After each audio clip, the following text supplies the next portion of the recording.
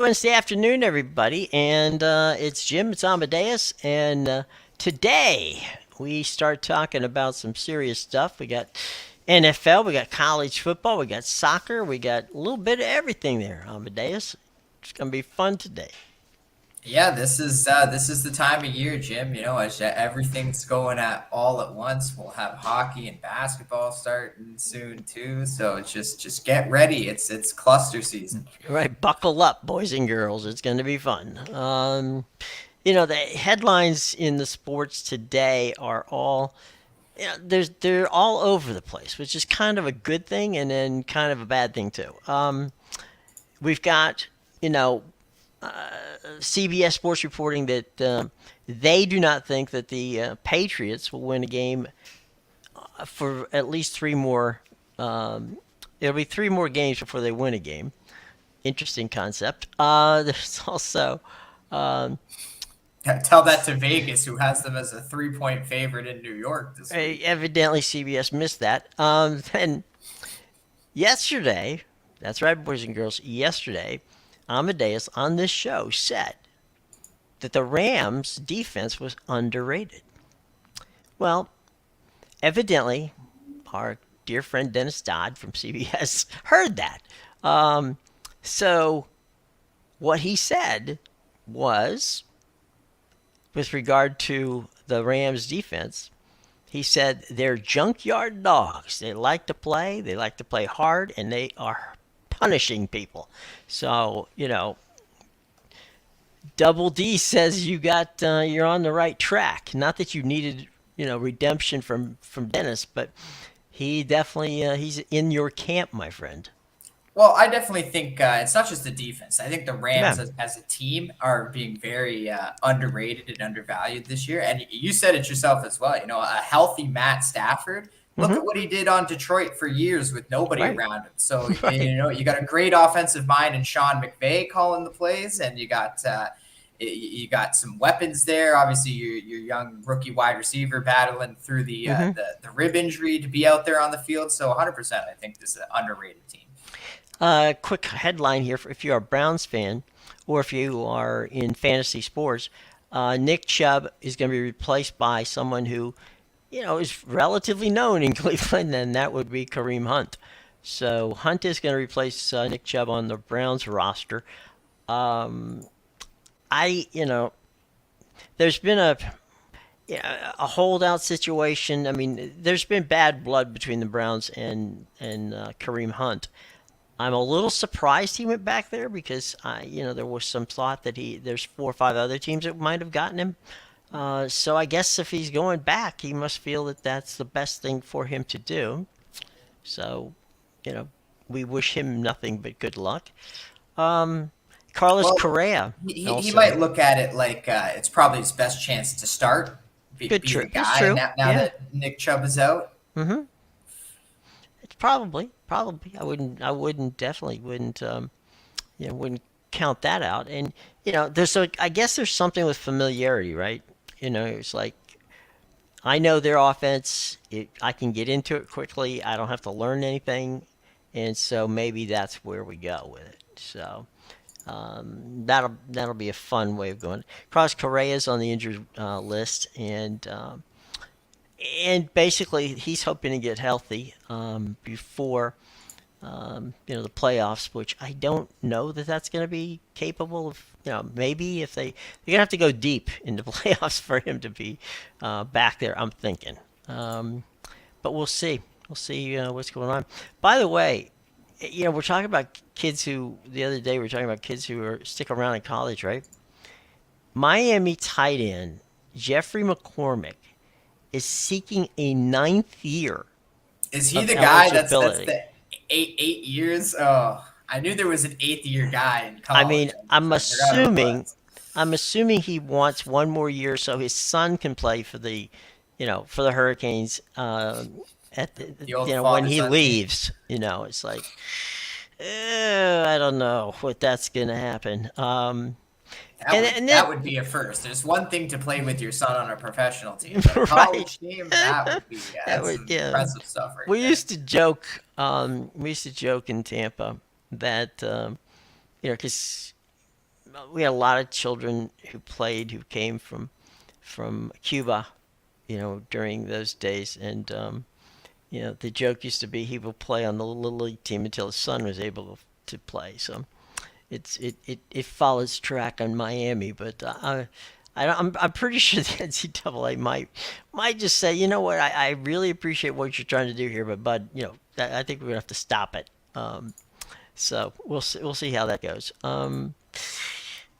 The SEC game of the week, which is kind of an interesting situation, and I'm calling this the SEC game of the week because it may not be the SEC game of the week, is Ole Miss against Alabama. Okay, and we saw how Alabama didn't do very well last week against USF. But here's the thing: the coach of the Rebels, you know, it's. I just have a feeling that they want so bad to beat Alabama for all the years that Ole Miss has been beaten by Alabama, that this just might be a really interesting situation. We'll see how that plays out, but we'll see. But it is what it is. I think that might be the upset game of the week right there. Is the old SEC situation where Ole Miss takes on a very interesting. I mean, it's not like they're bad. It's just that we've got a situation where they don't have a quarterback, and whether it's Tyler Buckner or Ty Simpson, two ties there. We'll see. But here's the fun part, right? I don't know, folks, if you follow him, but if you want to follow somebody who's fun to follow other than Coach Prime in college, I've always loved following Lane Kiffin because, on Twitter, Lane Kiffin is an absolute riot. And if there's anybody that knows Alabama's offense and defense, it's Lane Kiffin. And I think he's got a good team at Ole Miss. So we'll see how that plays out. But Lane Kiffin going against his old mentor, that might be one of those games that sliding under the radar right now. Yeah, there's no doubt that this is Ole Miss's Super Bowl for sure. And you don't think Lane Kiffin's looking at Texas and saying, if Steve can do it, I can do it. Come on, guys. This is the year. So it'll definitely be Sarkisian. I'm a better offensive coordinator than Sarkisian. So come on. Actually, that is a doubleheader on CBS this week. The 3:30 game is Ole Miss at Alabama, and the primetime game on CBS is Iowa at Penn State. So CBS is going to take care of you this week if you're if you're a fan of the Big Ten and the Southeastern Conference. They got two really decent football games. Although not to cast shade on the folks out in Iowa, but points are not easily scored by the Iowa Hawkeyes. So I'm not so sure going to over to Penn State and play them in Happy Valley is gonna help that issue a lot. But it is what it is. So yeah, there's your doubleheader on CBS this week. It is going to be Ole Miss, the number 15 team in the country, taking on Alabama, the number 13 team in the country. That game's going to be played at Bryant-Denny Field in Tuscaloosa, Alabama. So we'll see how that plays out. Well, there's definitely a lot of good games this weekend between that one. I agree that is definitely probably the best SEC game on the card, but tons of good ones in other conferences too. Obviously, you got Florida State and Clemson. We have the big independent Ohio State and Notre Dame going there. Yeah. So, definitely, it's a very good weekend for college. You've got Oregon playing against yes, Colorado. The spirit of college football, Jim. They are not Colorado. That's a good point. It is Oregon versus the spirit of college football. Big news out of I guess there's no little news out of Colorado, but so not these days. Not these days. Not this year. Okay, not this year. But In 2024, there will be a defensive line coach who will be added to the roster. And that is because Warren Sapp is going to join Dion as a defensive line coach. And the reason he's not doing it earlier is because he had to finish his degree at the University of Miami, and he's got 2 classes he's got to take online. And when he finishes those classes, he will get to be the defensive line coach for Dion. So picture this: Dion and Warren Sapp, 2 of the biggest talkers in the history of football, are coming into a school, coming into a kid's house, meeting the parents. How is that kid going to leave? I mean, if he's not psyched out to play for Colorado at that point, I don't know who's going to be able to psych him out. Oh, 100%. But yeah, I don't know, man, because Deion Sanders, he played defense, and he ain't got a good defense there at Colorado. Oh no, oh no. So and Sapp you can bring in another defensive mind, but I got to see this defense stop someone first. Unless, of course, Warren's going to play. I think maybe he's going to work for eligibility. No, I think that what Warren was 100% right in this case, and that's not a phrase that you're going to hear a lot. That Warren's 100% right. Is that he talks about Colorado as one of those teams that is built from the outside in. Okay, and for those of you who don't speak football, the outside in means that the wide receivers, the tight ends, the skill positions, they're deep. Colorado's got it. Okay, but it's that line. Okay, offensive line, defensive line. Those are the hardest guys to get.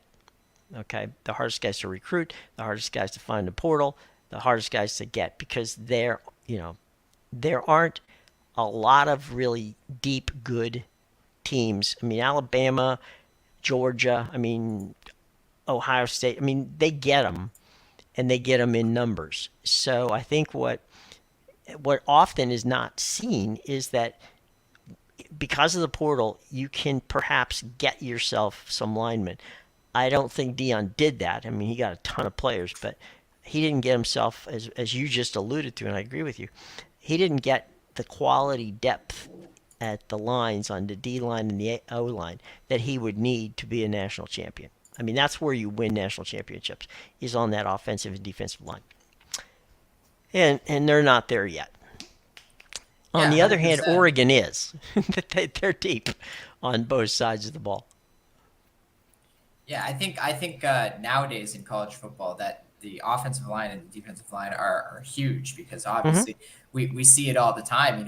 Alabama has had that flashy style finesse offense for the last few years, but they haven't had success. Why? Because you're getting beat on the line of scrimmage by teams like Georgia, who can just, they're more physical. They out physical your play. So yeah, 100%. Those are the kind of players, and really they're the unsung heroes of the NFL too. Everybody wants to talk about how bad the quarterback is playing or how good the quarterback is playing, but a lot of people just disregard the fact that when you're getting sacked 8 times a game, maybe the problem's not the quarterback, it's in the offensive line, or maybe when guys are completing all these passes, it's because your offensive line's so good. You watch the quarterback and you go, wow, he's got so much time. No one's even coming anywhere near touching him.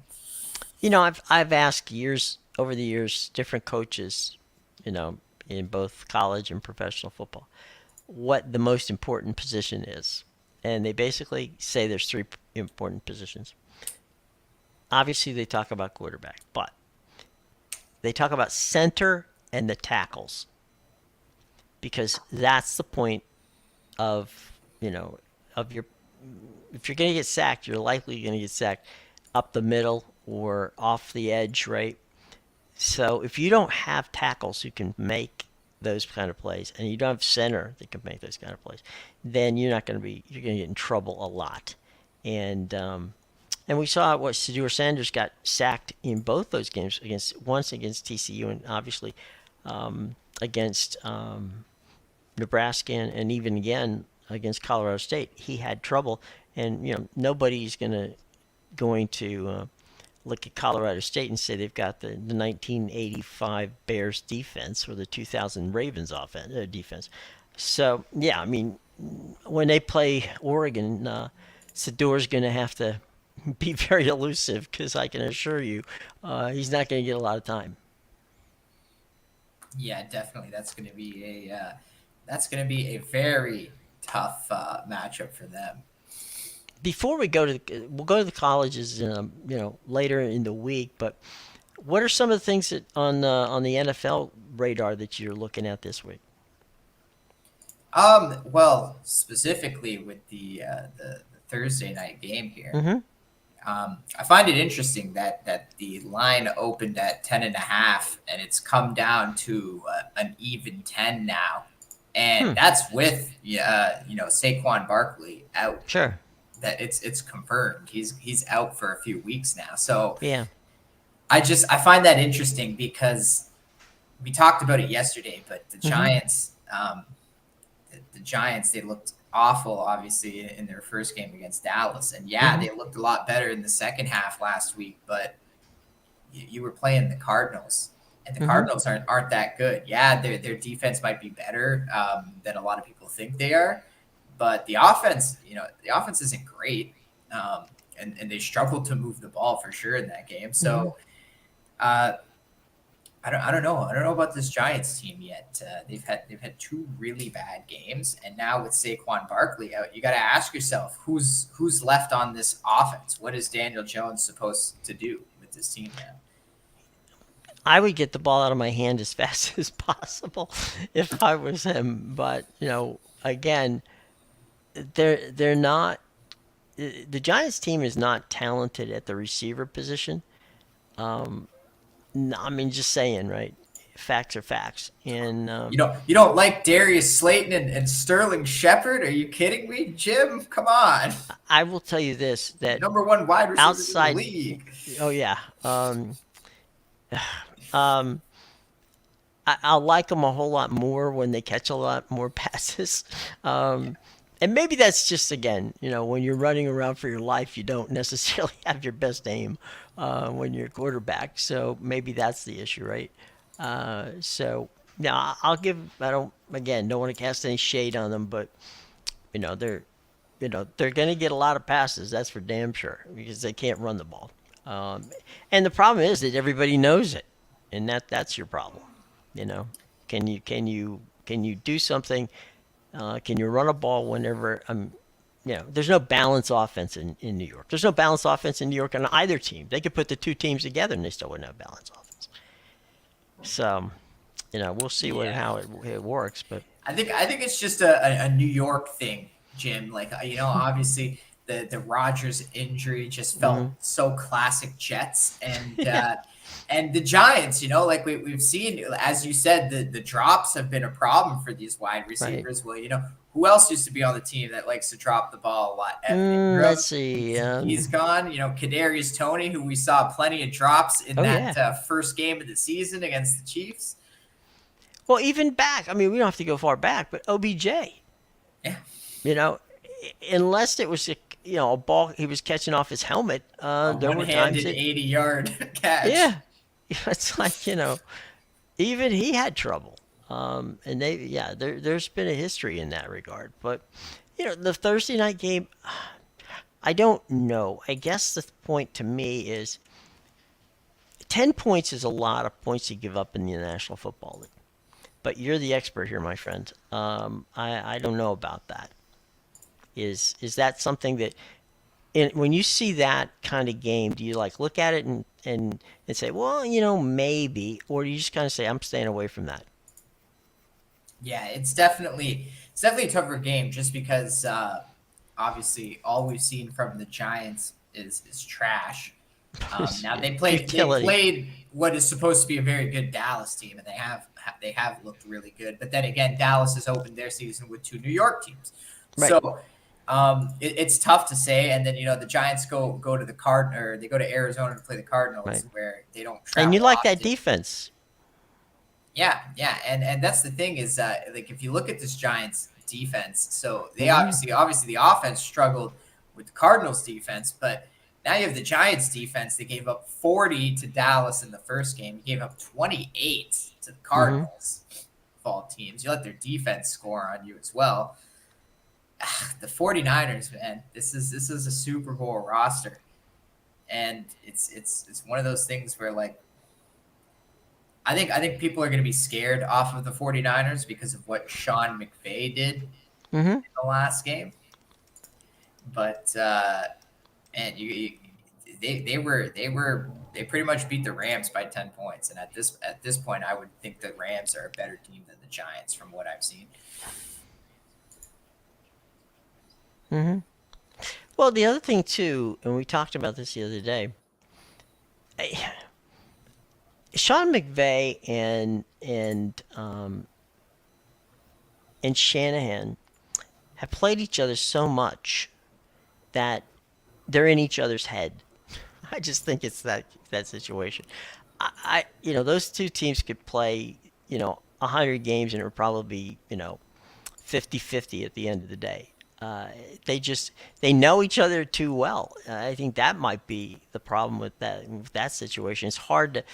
I guess what I'm saying is that I don't gauge either team off of when they play each other, because of how well they scheme each other. It seems to be that they just literally are in each other's heads and they know what to do to kind of psych the other guy out, and they do it. Sometimes it works for Shanahan, sometimes it works for Sean. But at the end of the day, I think both of them are going to be hard to beat in the NFL NFC this year because there really isn't any quote unquote super teams in the NFC at all. Yeah, and that's really, actually, I think the 49ers are probably are the super team, but I do agree Mm-hmm. that the Rams, I don't think the Rams are going to be fighting for a wild card, I think. Mm-hmm. And it's again, we've talked about how I think they're a much better team than people give them credit for this year. Mm-hmm. And I've also seen a lot of people, like, they're a little down on the 49ers after that game, but you have to remember, that was on the road. I know Sure. it's Levi South, but you played your first game of the season on the road, and now Right. you're playing your second game of the season on the road. Obviously, it's Mm-hmm. not much of a travel, but you're still on the road for a second game of the season, Right. and you're playing a divisional opponent that you see twice a year. And Sure. as you pointed out, Sean McVay sees Kyle Shanahan like 8 times the last 4 years. So yeah, Yeah. these divisional games are always going to be tight and scrappy games. And the fact Mm-hmm. that he needed to kick that field goal just to cover the touchdown spread should tell you Right. a lot about how good the 49ers are, because really they won that game handedly. Yeah. And I think that in the case of Sean, both those guys, are the they're of a different generation of coaching, and they don't fear the possibility of losing as much as some of these other guys, right? And what I mean by that is they will try something that other coaches may say, well, maybe we shouldn't do this right now. Let's a little more conservative. Neither of these guys are conservative at all. They'll go on a fourth down in a heartbeat. They don't care. And I think that kind of they're not Riverboat Ron, but they definitely are very into knowing. All right, I got no problem with doing that. Come on, let's go. Let's get it done. Let's show them that we can, mash up and just because it's fourth down and 3, I don't care. We can make 3 yards. If we can't make 3 yards, then screw it. But yeah, they're definitely of a different breed in that regard. Yeah, 100%.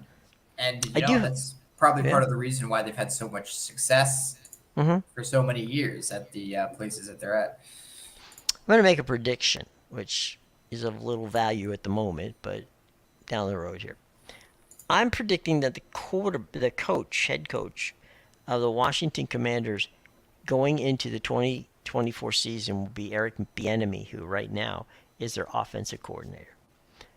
I think what Bieniemy's been able to do in the first two games with the Commanders is proving to anyone who may have doubted it that he should be a head coach in this league. So you think Ron Rivera is getting canned this year? Well, I don't know that he's getting canned. Okay, I'll go this way. They got new ownership, right? And that ownership always evaluates what's going on. I could foresee a Ron Rivera going to, like a John Lynch situation where he gets moved up to, like I'm not a GM or special advisor or that kind Kind of of thing. like what they did with Bruce Arians type deal. Yeah, yeah. Although in Bruce's case, it was kind of like, yeah, I'm getting moved up, but I'm not paying attention to not being able to talk to to the coaches. Um, so moving Bruce up didn't really actually do anything. As a matter of fact, he kept the same office, so I'm not so sure it was such a big deal. Uh, but but yeah, something like that, where basically, Ron, the job of coaching is no longer yours. But however, the job of either assistant to the general manager, or we'll make up a title like they did with Arians. We'll give that to them. But I think that if you look at the team, right, the team responds to Bieniemy, and I don't think they respond to Ron as well as they do to Eric. Yeah, I mean, Look, I can be wrong. I'm just saying. I think that's something hey, that you're the everything Washington expert, I so wouldn't go that far. I am going to take your opinion on that. If you really think that that Ron Rivera is going to get the old promotion and we need you out of here, I mean, I believe it. Hey, look, because I'll tell you what, that offense was definitely night and day to have that kind of performance Right. after what we saw against the Cardinals. And again, it might just be the Cardinals' defense is good. People just might not want to accept that the Cardinals have a good defense. Like the offense is bad, but the Right. defense, keeps them in games. And we've Keeps seen him in many games. times. We've seen Now many look, times bad teams with good defense stay in games. Tony Dungy won a Super Bowl. Brian Billick won a Super Bowl. You know, and so did Mike Ditka. They won Super Bowls with stellar defenses.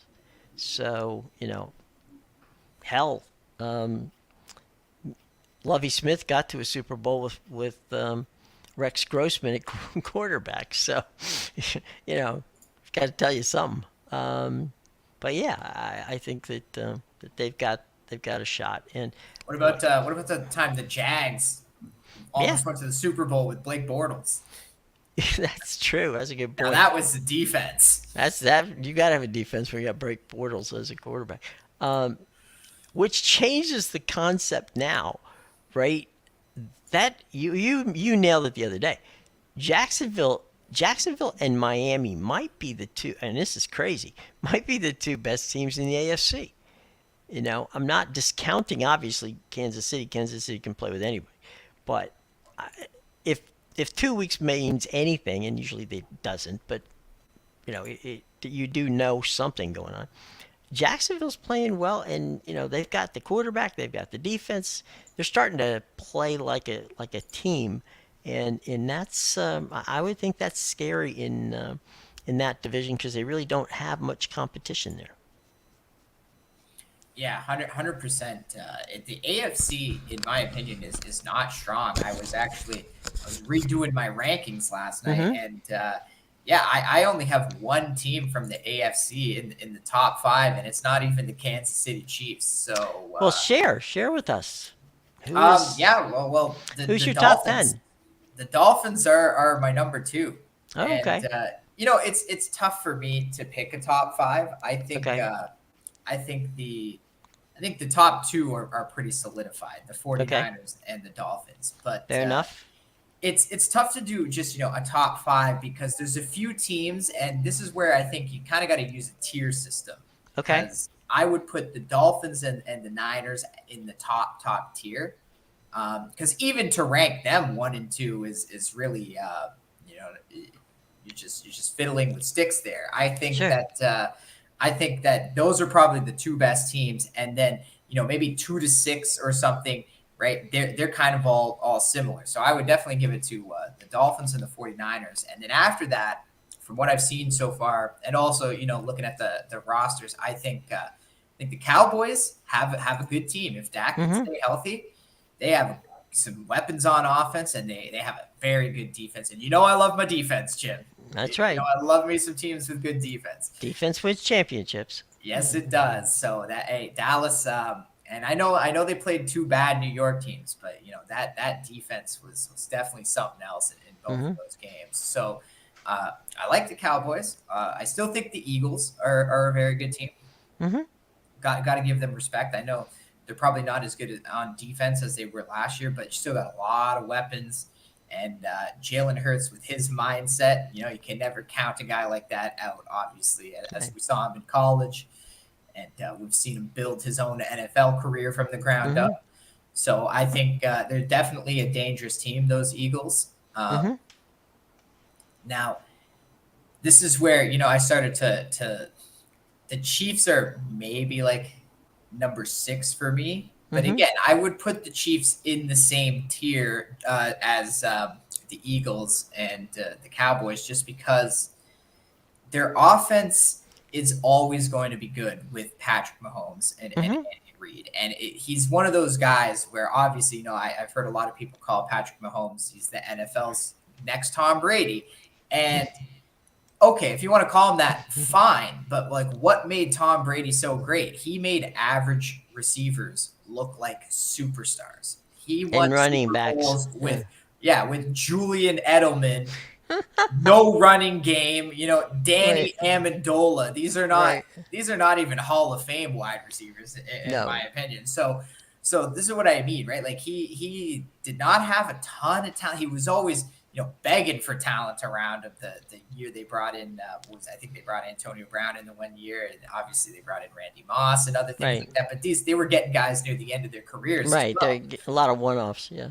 So Patrick Mahomes, if you want to compare him to Tom Brady, then I would say, because he with his his sidearm magic and all this other thing, Yeah. it's the way he throws the ball. He makes average wide receivers, or not even necessarily average wide receivers. He makes wide receivers who aren't the guy Right. look like they should be the guy when they probably shouldn't be. But that's what happens when you have a good quarterback. I'm looking at one thing this year with Kansas City. And again, heavy is the head that wears the crown. But I'm looking, I just mentioned Eric Bieniemy. This is the first year that Patrick is not playing with Eric Bieniemy calling the plays. And I'm looking at that and wondering how, if any way, is that going to affect, how they play the game. And, it hasn't the first 2 games they played. But, they lost to Dallas. I'm not Dallas. They lost to Detroit. Was that Patrick's fault? No. But, it was an interesting situation. I'm just saying. I'm looking to see if the change of an offensive coordinator and having that person in your ear that you have had since you're a rookie quarterback changes the dynamic at all.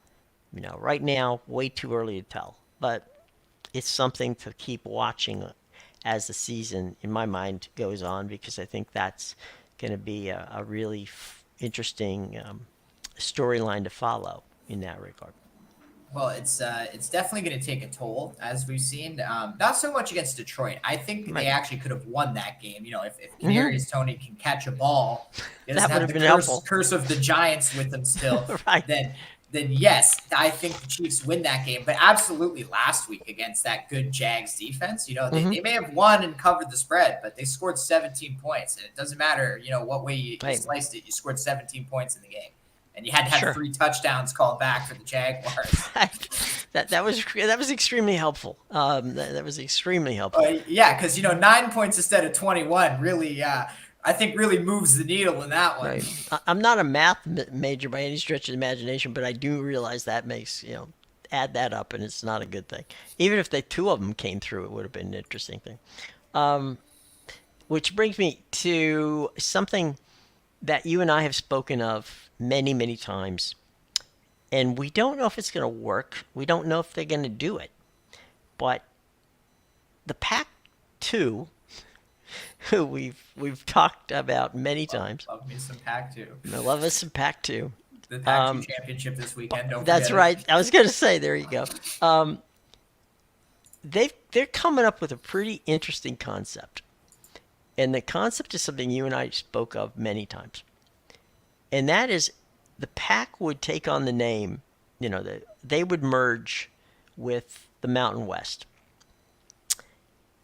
That would give them 16 teams.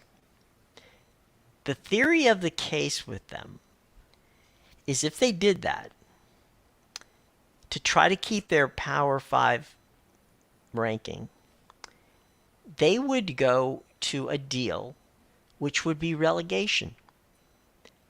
So the top 12 teams in the Pac would have to meet a certain requirement.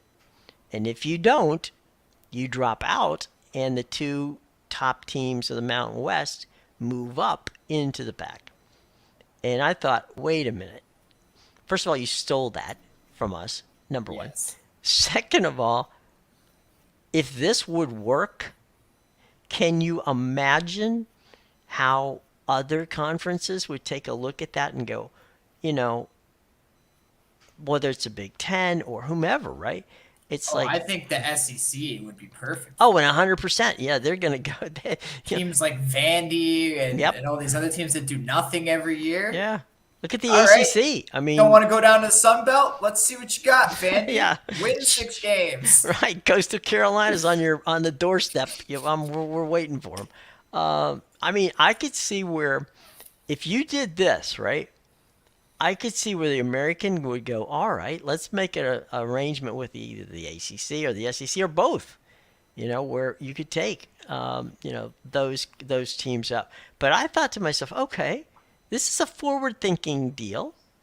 Let's see how this goes. Madeline Rivera is the woman's name, who is who's the leader, the conference head of the Mountain West, and it was her idea. And I thought, wow, this is cool. Really? Again, I thought she for listened sure that to would us. have been like the Pac-2 grasping for straws. No, it was her. Anything they can. Bring a soccer relegation. Right. She thought of the idea. She said, wait a minute, if this is going to be unique enough to keep us relevant, right? Okay, let's think about the Pac. Let's think about a reverse merger, and let's think about the possibility of relegation. So it's like, okay, they're going way out there. Now, whether or not they can get that, through, I don't know. But I do know that when it hit, there was a lot of chatter today about different conferences thinking, whoa, wait a minute. Because what they're saying is this, right? They're saying, okay, the top whatever, let's just say 12 for the sake of argument. The top 12 teams in our conference get the money, the big money, right? But if you drop down, instead of making 60, you're going to get 30. Instead of making 50, you're going to make 25, right? So, but if you get promoted, you get that extra bump. So, cash-wise, that's a problem, because I'll tell you what, the first thing out of the mouths of the presidents of the universities is that how do we budget for something like that? If you're going to take the money out of our budget from that standpoint. And so there's the sticking point. If they can get past that sticking point. Be better. That's how you budget. Yeah. Spend your money wisely. I mean, okay. Bring some players in to actually be good. Well, yeah, so I mean, look at that. Okay, SC, Lord knows SC gets money. I mean, let's not be, childish about this. Last year, SC, not just at the end of the day, they got like $50-60 million. from the base salary, well, not base salary, the base that the conference pays them, then the playoff units and all the other stuff. So they basically netted out around $50 million. They got beat in the Cotton Bowl by Tulane. Tulane makes $7 million. So it's not how you spend the money, okay? It's what you do with that money, okay? And clearly Tulane, you know, and Tulane's still a good football team, so it's not like they forgot how to play. And remember that Caleb Williams, who won the Heisman Trophy, was on SC's team, so it wasn't like they just kind of slipped into it. So, I'm just saying, I think that they might be onto something here. The Pac-2 might have hit on something that. Well, I that will will say come. that is definitely some forward thinking by the Mountain West president there, Yeah, because her job is to do what's best for the Mountain West. right. And so what did she see? She sees this opportunity where I can save the Pac-2's ass and get my whole conference almost to become a Power 5 conference all of a sudden. All right, and If that ain't filling the job application, then I don't know what is. well, on her resume, right? She's a graduate of Stanford and graduated from Cal Law School. So, Two Pac-12 so schools there. she was an associate athletic director at the Pac, for Cal when she got the job. She was second in the running for George Kliavkoff in that job for commissioner of the Pac-12. In hindsight, I'm pretty sure they would rather her than Kliavkoff, but they didn't get there, so that's it. So she took the So it's Mountain okay. West That job. job doesn't exist next year. Right. All right, blessing She in she disguise for she her. gets that job regardless. So good on her. But yeah, Yeah, it's imagine winning that job and then finding out you don't have a job in, right. in 2 years. Well, the thing with Kliavkoff is, regardless of what happens, to the if they even dissolve the conference, which is still a possibility, Kliavkoff still has 2 years on his contract, so they have to pay him anyway. So Just to sit at home watching the games. yeah, that'd be Watching the my conference formerly known as the Pac-12. right. It's like Prince, It's like I had guys question yesterday who said, "Well, this is gonna be great for the Big 12. Colorado is gonna come to the Big 12 next year." And it's like, yeah, it's gonna be great for the Big 12, but if you want Colorado in your conference, that's great. But they're gonna beat everybody. There's nobody in that conference that's gonna beat them. I mean, there might if they were in the conference now. Okay, yes, Texas and Oklahoma would. There's no question Texas and Oklahoma would give them grief. But there's not another team in that conference that's going to give them a lot. I mean, like Kansas is going to beat them. Kansas Well, State. they're gonna have to worry about Oklahoma and No, that's what I'm Texas. saying. Texas and Oklahoma are gone. Yeah, I'm with you. Kansas is probably the best shot because they do have a good quarterback and a Yeah, good program brewing sure. there. But Hey, yeah, Kansas State, nothing especially wrong with with that. the gravity Dion pulls with them Hmm. everywhere, and now bringing in Warren Sapp. Yeah, it's definitely going to be tough to beat, like, maybe Cincinnati, but I don't know if I'm sold on Scott Satterfield for this team. Yeah, I'm not either. I I like mean, Emory Jones, but I don't like the coach. yeah. The thing is, what what you're talking about? He's going to be in the same conference with a bunch of Texas schools, you know, Baylor, Houston, TCU, right?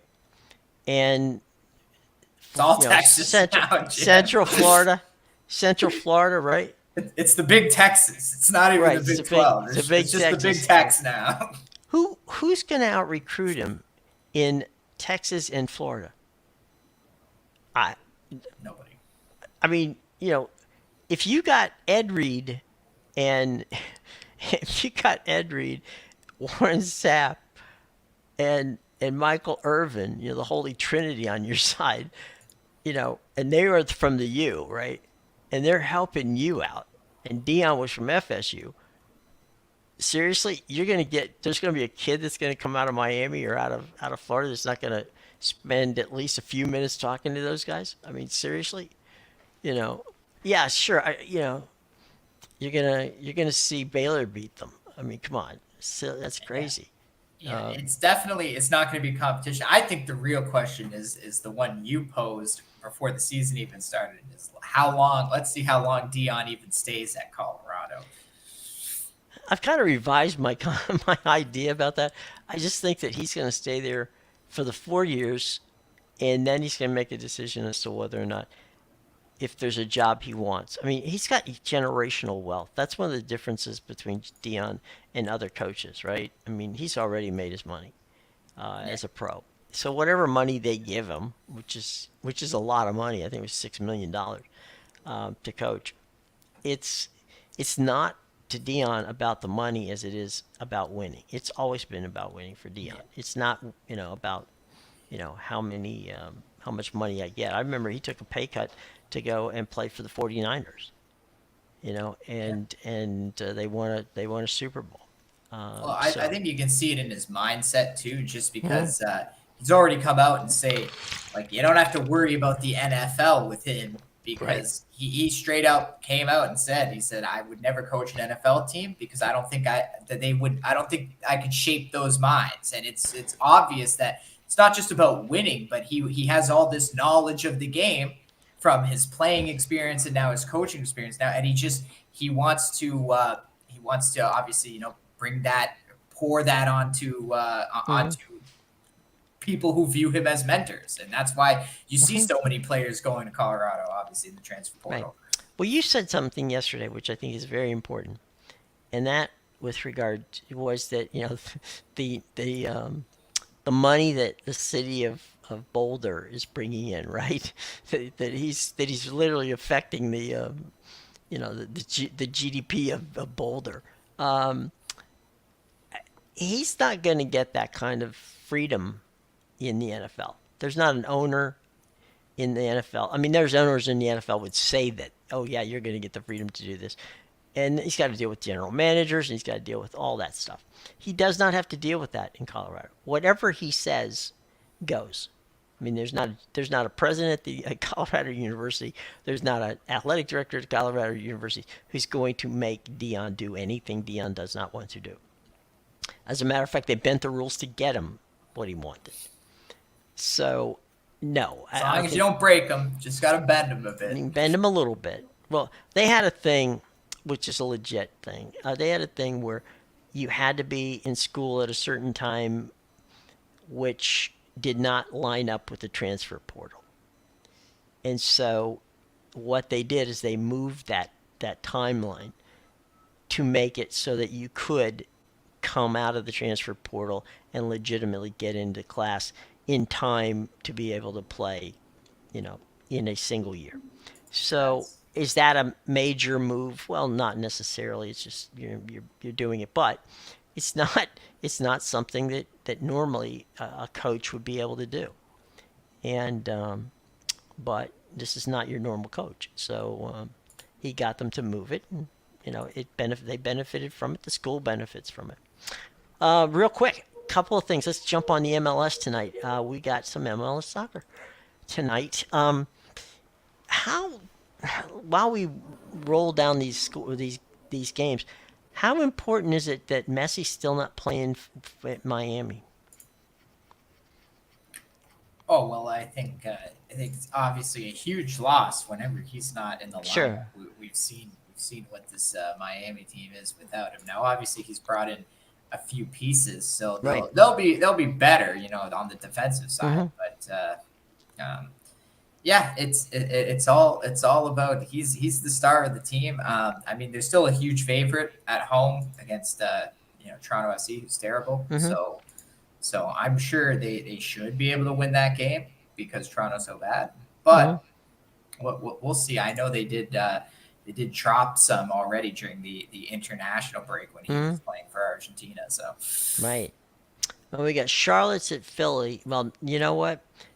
Here we go with this stuff, right? Where I don't know I should send something to the MLS because they don't tell you who's playing. I mean, they have it listed in where how on the right hand side normally that's the home team, but I have no idea. So when I say it, if I'm wrong, you please tell me.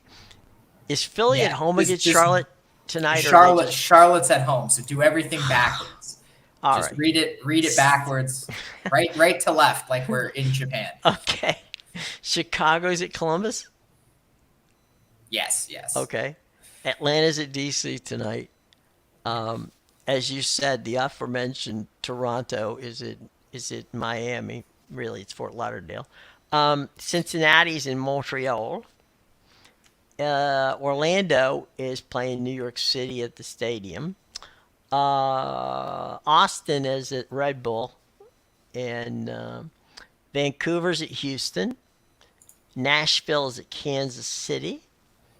LAFC is at St. Louis. Where did I leave off? Okay, Seattle is at Colorado. Dallas is at Salt Lake, and we've already ascertained that Salt Lake can win on the road, but they can't win at home. Minnesota's playing LA Galaxy at 10:30. That's the late game. And San Jose is in Portland, also the late game. All games are on Apple TV. The Salt Lake Dallas game's on Apple TV, and I think there's an early one. Yeah, Red Bull against Austin, and this is on Apple TV. Those are the doubleheader games. Those are your free games on Apple TV tonight. The rest, of course, can be gotten and watched on Apple TV through the MLS Season Pass. So, those are your games tonight. Anything jump out there from the MLS for you? Yeah, I didn't really love the MLS card today. It's Okay. one of those weird midweek ones where Mm-hmm. they play last weekend, they play this weekend, and it's tough, especially with the MLS, because like I said, like you're never gonna see Cincinnati is the best team in the MLS right now. You're never Mm-hmm. going to see Manchester City as a plus 145 on the road because they're in Montreal. So it's a very interesting league like that where Mm-hmm. it's very different. And yeah, I think specifically tonight it's always harder with the midweek matches because they're playing Sure. on a lot less rest. All right, real quick, we'll run through the MLB for today. The Phillies and the Braves are tied at 4 going into extra inning. No, I'm sorry. At top of the no, it is they are going into extra innings. They're going into top of the 10th. So 4-4. It's one of those games where um, Atlanta is at home. They got their the line score on this is 4-9-1 for Atlanta. For Philly, it's 4-4-0. So there you know what's going on. Kyle, I could end this game with one swing swerver. Is going to be your hitter next against Minter. Um, what is Minter doing in the game this late? I don't know. Anyway, uh, wow, another game going on right now that is a tie going into extra innings. So extra baseball, Cincinnati Reds 3, Minnesota Twins also 3. Bottom of the 6th at the park in D.C. It's the Nationals leading the White Sox 12-1. Rangers on top of the Red Sox. This is in the third, 6-4. Orioles, who might, if they win today, they would have swept the Astros, 1-0, and that's the top of the fourth. The Astros only have one hit in that game. Wow. Top of 4, Guardians are losing to Kansas City, 3-0, and then later games. I'm sorry, this afternoon, Athletics and Mariners. That game's a 3:27 first pitch. 3:40 first pitch is the D-backs at the Giants. I'm sorry, the Giants at the D-backs. Padres entertain the Rockies. That's a 4:10 game. Look, Snell went into 7th inning last night with a no-hitter. Who would have thunk it? Rays entertain the. Must have heard us trashing him about Yeah, I can't mean pass the we've been. fourth. Yeah, I mean he's making us look like fools. The Rays entertain the Angels tonight. That's at the Trop. 6:40 first pitch. 6:40 first pitch. Marlins Mets. 7:05 first pitch Yankees entertaining the Jays at home. The Buccos are on the road in Chicago. That game's a 7:40 first pitch. 7:45 first pitch Cardinals at hosting the Brew Crew.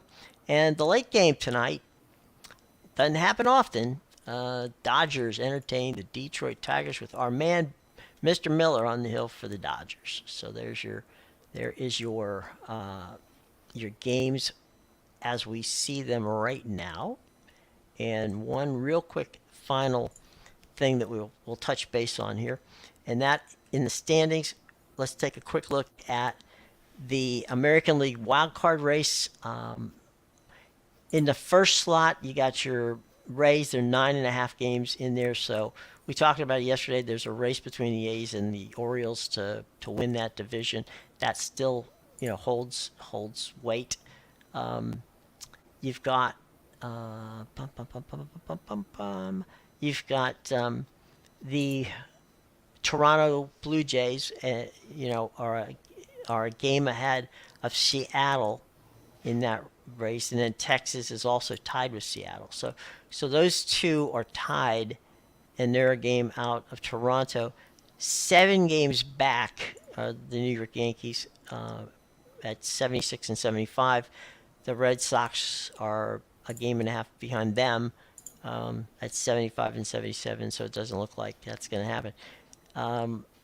You've got Minnesota is at 80, and they're 8 games over 500 in the Central, and they're playing 526 ball, and there you go on that. So looks like Toronto, Seattle, and Texas are going to duke it out for that final slot in the American League. Meanwhile, over in the National League, the Phillies are 3 games up over Arizona in the wild card, and the Cubbies are a half game behind Arizona.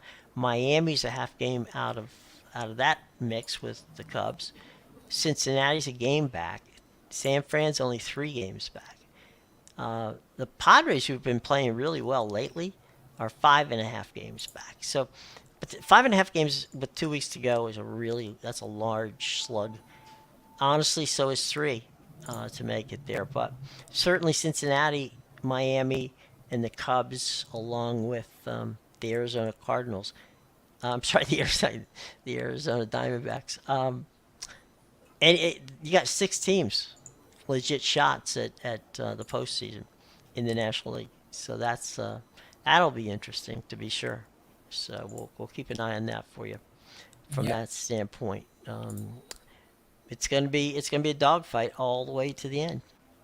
So some fun stuff coming up, and we will keep you totally apprised. Tomorrow, it's Thursday night. 2 things Thursday night these days. 3 actually. Thursday night football, both pro and college, and ironically, it's Fox has taken on the idea of using Thursday nights to be their national baseball night. So Thursday night baseball too. So we'll get some fun stuff there too. What are they trying to? They're trying to compete with Thursday night football. I don't know. I mean, because there's nothing on television now. I don't know. They take it off of Saturday night, which you would think would be the good time to put it, but especially when you got a writer's strike and there's nothing else on television, that wouldn't have been a bad idea. They're trying to fill the hole Amazon left, I guess. I guess they are, but Amazon beat them last week, and there's no reason to believe that they can't beat them again. So there you go. All right, so that does it for us today. Any final thoughts? Remember to tell people where to find you and what's going on today. Yeah, you can get my plays at BigAl.com, PickAdvisor.com, and TheInsidersRoom.com. Brand new sites. That's a new one. Yeah. Yes, brand new site. Tell us a little bit about the Insiders. That's interesting. Yeah, so the Insiders Room is a site where you can find guys like myself, Rye Cape, who we see in the comment section. Yes. So it's basically you can also join the Insiders Room Discord. We do have a Discord channel. Yes, it's run by Nick Parsons, another big handicapper. Yeah, we know Nick. Yeah, so definitely it's a great group of guys. You know, you can chat with all of us in that Discord. And if you Mm-hmm. want to buy our premium stuff, go check it out at theinsidersroom.com for sure. Mm-hmm. There's tons of other great handicappers there as well. A lot, mainly from the Insiders Room Discord, guys like Dan Kaiser. So we got definitely got some big names, him and Nick Mm-hmm. Parsons. So yeah, go check out theinsidersroom.com for sure. Are you guys on Twitch as well? We do. I believe that's when we do videos, they will Mm-hmm. be streaming on Twitch and the Insiders Room YouTube channel. But Mm-hmm. yeah, also if you go to theinsidersroom.com, the YouTube channel is linked, so you will Okay. see all of that great stuff. Rye Cape's NASCAR report, and I believe we're actually doing a college football show later tonight, Okay. around 8 p.m. So it's just a quick, 2 picks each, get Mm-hmm. in, get out type of thing. So yeah, Mm-hmm. definitely go check that out. Cool. All right. Sounds great. And just so everybody knows, we're also on Twitch as we're speaking today. So you can find us there too. And all right, cool. Good to know. Glad to hear that everybody's having some fun in that regard. That's a cool thing. All right, everybody. For me, Jim, and for Amadeus, have a lovely day. We'll see you on Thursday. Take care.